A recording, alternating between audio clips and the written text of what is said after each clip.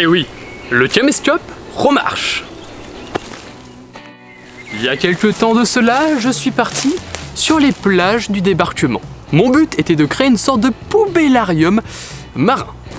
Je pense que vous vous rappelez un peu de la période où mon caméscope ne fonctionnait pas.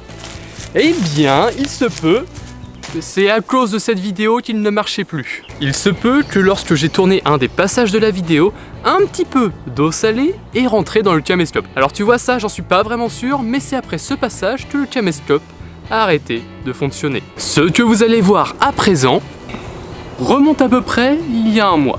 Un poubellarium éternel marin, sur le plan, ça marche pas trop. Faudrait par contre qu'on donne un autre nom que poubellarium éternel marin. Faut trouver un petit truc sympa. Comment pourrait-on bien appeler ceci? Eh bien cela sera votre petit travail. Dans les commentaires, n'hésitez pas à mettre des idées de noms pour ce type de projet. Pour rappel, c'est un poubellarium éternel marin. Nous allons donc voir qu'est-ce que cela a donné depuis tout ce temps. Il est sympathique ce siège.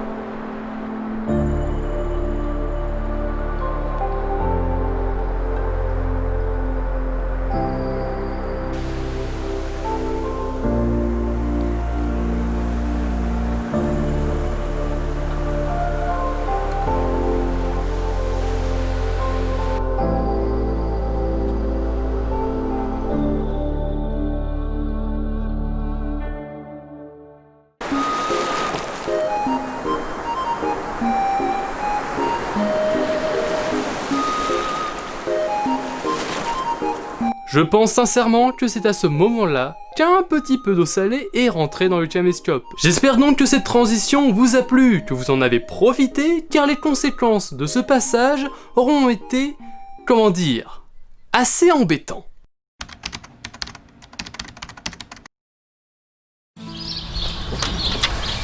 Après, c'est un mois et demi d'attente. Les algues ont-elles dépéri? Se sont-elles développées? La réponse, maintenant. Non, vous savez ce qu'on va faire plutôt? En haut de votre écran s'affiche un sondage. Répondez-y, vous avez 5 secondes. On entend les petits moineaux, c'est sympa. C'est bon? Eh bien en fait, les deux réponses étaient bonnes. Voyons tout de suite les résultats. La grande algue assez aplatie ressemble énormément à une salade, d'où son nom, laitue de mer. Eh bien on peut remarquer que notre laitue commence à faire un petit peu la tronche. Petit fait sympa sur cette algue, elle est comestible. Vous pouvez la manger crue, cuite, séchée. En plus, elle est bourrée de vitamines, de sels minéraux et de protéines. En plus, vous pouvez la manger crue, salée, cuite, séchée, je vais pas le dire. Manger crue, cuite, séchée, salée, séchée.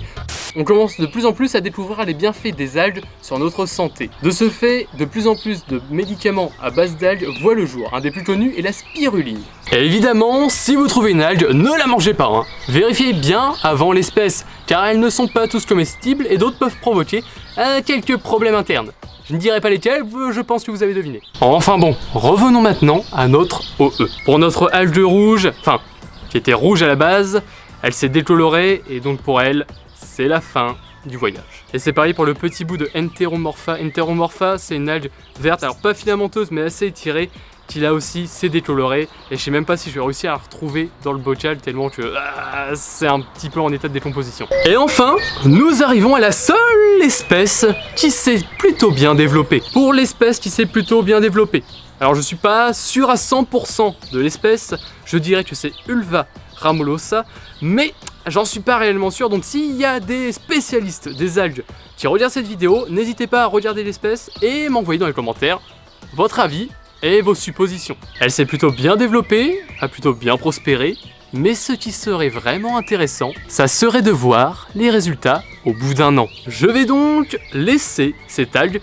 encore un an dans ce bocal. Je vous ferai donc une nouvelle vidéo dessus. Imaginons que l'algue ne survit pas au bout d'un an. Je vous ferai donc un petit post Instagram ou dans l'onglet communauté de la chaîne YouTube. Mais si elle survit, je pense que les résultats pourraient être très intéressants. Vous allez devoir donc attendre à peu près 365 jours avant de voir la future vidéo de cette OE. Là par contre où j'ai été un tout petit peu déçu sur cette OE, c'est que le développement de micro-organismes ne s'est pas vraiment fait. Il y a peut-être eu ce développement au début, pendant quelques jours, mais l'eau salée dans un bocal fermé, ça marche pas trop. Ces conditions ne sont pas vraiment les plus favorables pour le développement de ce type de bestiole. En plus, la concentration de sel dans l'eau doit être assez déréglée, donc ça ne permet absolument pas le développement de micro-organismes. Alors peut-être au microscope il y aurait quelques trucs, mais là on va rester à ce qu'on peut voir visuellement. En tout cas, on se dit à bientôt. Attends, je vais pas faire mon final sans les algues. Je crois bien. On se retrouve donc pour de prochaines vidéos. Allez, salut!